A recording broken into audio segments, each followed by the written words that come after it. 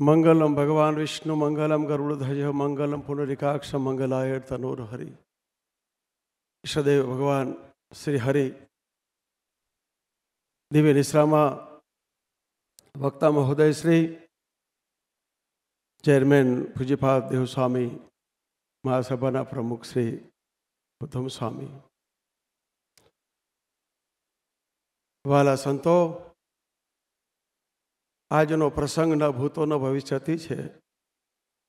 સંતોની ઉપસ્થિતિ બહુ થઈ છે, પણ એક વાત કરવા આવ્યો છું કે સૌરાષ્ટ્રમાં સિંહ તો બોલાય છે, પણ મહારાષ્ટ્રમાં સિંહ બોલાતા હોય તો પૂજ્યપાદ આપણા પીપી સ્વામી છે।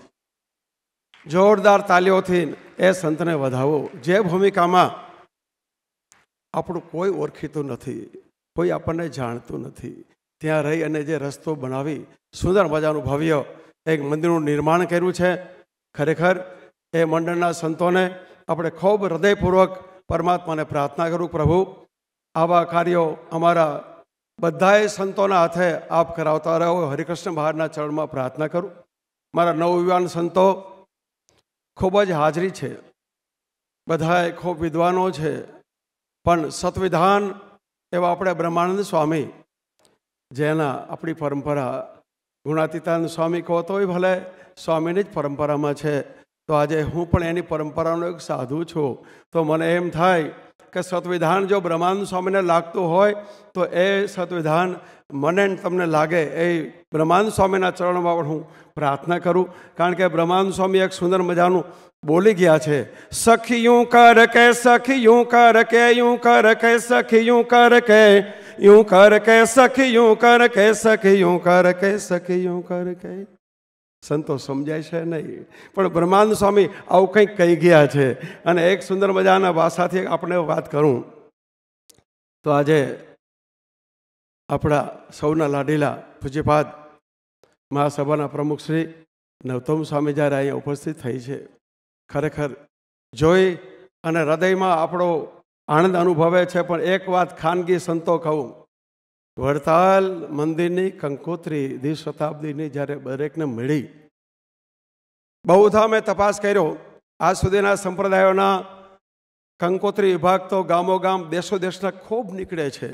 એમાં કદાચ કોઈ સંતનું એકવાર જ નામ હોય, કદાચ કોઈના 2 વાર નામ હોય, પણ આપણા મહાસભાના પ્રમુખશ્રીનું નામ 47 વાર 47 આજ એ સંતનું નામ એક કંકોત્રીમાં વાંચી અને મને આનંદ થયો કે આ પૂજ્યપાદ સ્વામીએ કેટલી મોટી એક સેવાનો ભાગ લઈ અને એક સંપ્રદાયને ઉજ્જવળ બનાવ્યો છે। ન ભૂતો ન ભવિષ્યથી હમણાં જે પ્રસંગ આપણે બધાએ ભેગા મળીને ઉજવો, પણ ભગવાન સ્વામિનારાયણને પ્રાર્થના કરું, હરિકૃષ્ણ મહારાજને પ્રાર્થના કરું કે પીપી સ્વામીના અમારા બહુ વર્ષોના જૂના સંબંધ છે।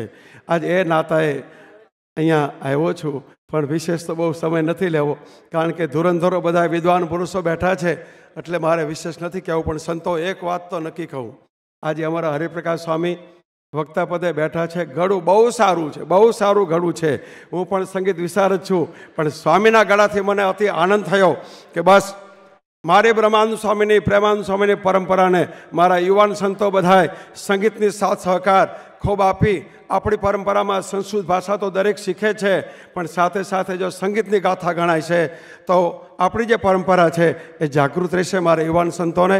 અને આજે જે હરિભક્તોએ આમાં તન મન ધનથી સેવા કરી છે, આજે અમારા મહારાષ્ટ્ર વિસ્તારમાં જલગાંવમાં સુંદર મજાનું મંદિર નિર્માણ થઈ રહ્યું છે। ભગવાન સ્વામિનારાયણ કેટલા કૃપાવાળું છે। મહારાજે ગોપીનાથ મહારાજને પધરાવ્યા, લક્ષ્મણ દેવને પધરાવ્યા, નંદનારાયણ દેવને પધરાવ્યા, પણ સાથે સાથે એક મૂર્તિનું પદ મહારાજે મહારાષ્ટ્રમાં એમપીમાં પણ એમને સ્થાપન કરેલું છે। ભગવાન સ્વામિનારાયણનું કેટલી વિશાળતા, કેટલી ઉદારતા। આજે આ હરિભક્તોને ખૂબ ખૂબ ધન્યવાદ છે કે આજે જલગાંવમાં મંદિર નિર્માણમાં તન મન ધનથી સેવા કરી છે। એ પરમાત્માના ચરણો પ્રાર્થના કરું આવી નવી સેવા કાયમ કરતા રહે, અને પૂજ્યપાદ અમારા પીપી સ્વામીના હસ્તકે આવા સુંદર મજાના કાર્યક્રમ કાયમ કરતા આવતા રહે। અસ્તુ, દરેકને જય સ્વામિનારાયણ।